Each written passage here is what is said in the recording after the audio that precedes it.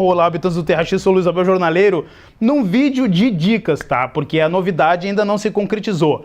Foi falado lá no início do ano, que o site O Vício falou, que eles liberaram um calendário gigantesco de lançamentos pro ano inteiro e relançamentos.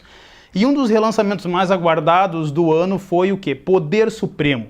Poder Supremo, eu vou explicar um pouquinho sobre a obra, um pouquinho sobre o autor, um pouquinho sobre o desenhista, para vocês terem uma noção do que é o Poder Supremo, que foi publicado no selo da Marvel Max.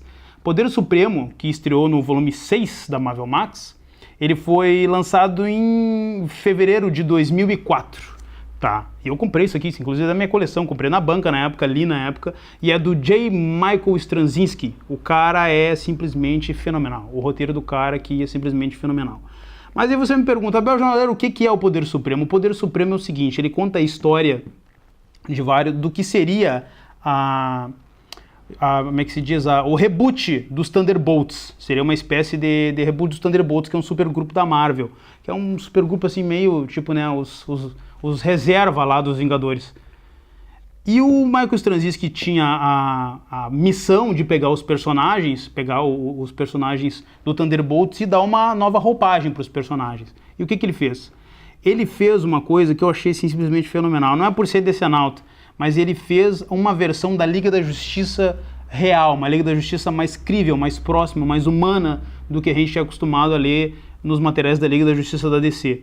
E o que ele fez foi simplesmente fenomenal. Ele pegou o plot inicial, que era o Hyperion, que seria o Superman dos Thunderbolts, o Superman no caso do Poder Supremo, que está caindo na Terra, está vindo com a nave, que seria a mesma jogada do Kal-El, e ele tá caindo e tal, e aí ele é encontrado por um casal de fazendeiros, que é um casal que tá passando meio por uma crise no casamento, aquela coisa toda, aí resgatam a criança, botam na caminhonete, acham a nave, aquela coisa toda, levam para casa, até aí a semelhança com a história do Superman era a mesma coisa. Mas o que acontece? O governo, com satélites e toda a tecnologia, monitorou o caimento da nave, foi lá na casa do casal e pum, pegou o bebê, que seria o quê? O Hyperion. O governo se apossou desse extraterrestre, né, cara, levou lá para uma unidade militar, uma espécie de área 52, lá deixou ele isolado e começou a estudar, viu que a criança era invulnerável, viu que a criança tinha poderes bem semelhantes ao Superman, visão de calor e aquela coisa toda. E o que eles fizeram? Eles criaram o soldado perfeito, porque ele foi criado pelo governo com um casal que foram dois militares selecionados pelo governo, que iriam ficar confinados numa casa, cuidando da criança, com mensagens subliminares, toda uma questão política, o ideal norte-americano de vida e aquela coisa toda. Então ele foi criado para ser um soldado a trabalho, a serviço do governo norte-americano, um patriota perfeito.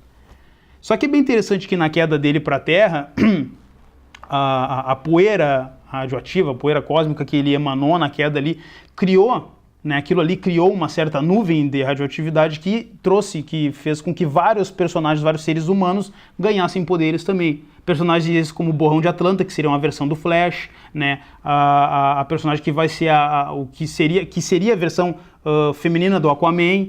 Então é bem interessante que ele fez com que a chegada desse personagem criasse uma espécie revolucionasse, né, a raça humana com novos meta-humanos, que ele seria, no caso, indiretamente, o responsável por fazer acontecer.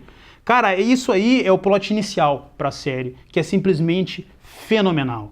O roteiro do Straczynski é excelente e eu dou assim, um crédito gigantesco para a arte do Gary Frank. A arte do Gary Frank é excelente, vou tentar achar uma página aqui para mostrar para vocês. Essa capa é muito emblemática, que no caso é o Hyperion, né, cara? Ele tá coberto com a capa da bandeira norte-americana. E, cara, assim, ó, a edição é incrível. E eu lembro que, terminava uma edição, eu já queria, o cara já tava insano para ler outra, assim. Então a arte do Gary Frank aqui tá simplesmente fenomenal. Aqui quando ele descobre que pode voar e mostra pro pai dele. Cara, isso aqui é muito bom. Isso é muito bom. Tem várias referências ao Superman, a DC, a Liga da Justiça, mas a linguagem, toda a narrativa do Straczynski é muito boa. Ele dá uma versão pro Batman, que seria o Falcão Noturno, que seria, no caso, o único personagem humano da Liga, que é um homem negro, né, cara, que os pais dele foram assassinados, e aí ele tem toda aquela questão da moral, da justiça e tal. Então, cara, é muito bom. E se tudo der certo, a Panini irá republicar o primeiro arco de Poder Supremo em capa dura, e eu aconselho vocês, meus queridos amigos, queridos colecionadores, comprem, não vão se arrepender, uma das melhores coisas que saiu na década de 2000 no título da Marvel Max, tá? Poder Supremo, do Michael Straczynski, do Gary Frank, excelente material, dica do jornaleiro, tá? Ele se estendeu por um longo período na Marvel Max, mas foi muito bom, inclusive teve tie-ins que foram muito bons também, né? Alguns assinados pelo Michael Straczynski, outros assinados pelo Daniel Way, um deles que merece um grande destaque, que é do Falcão Noturno, chamado Piada Letal, que é uma homenagem ao Piada Mortal, mas com o Falcão Noturno, que é fenomenal também, com a arte do falecido Steve Dillon. Então, pessoal, sigam essa dica, vocês não vão se arrepender, isso vai abrilhantar a coleção de vocês. Poder Supremo, quando sair, comprem a cofre certo. Eu vou ficar com um óbvio, apesar de ter a coleção Roots, eu vou pegar um capa dura pra mim, tá? Abração de Jornaleiro, nos sigam nas redes sociais, tá? Se inscreva no canal, toca o sininho, videozinho esperto pra vocês. Abração de Jornaleiro, até mais.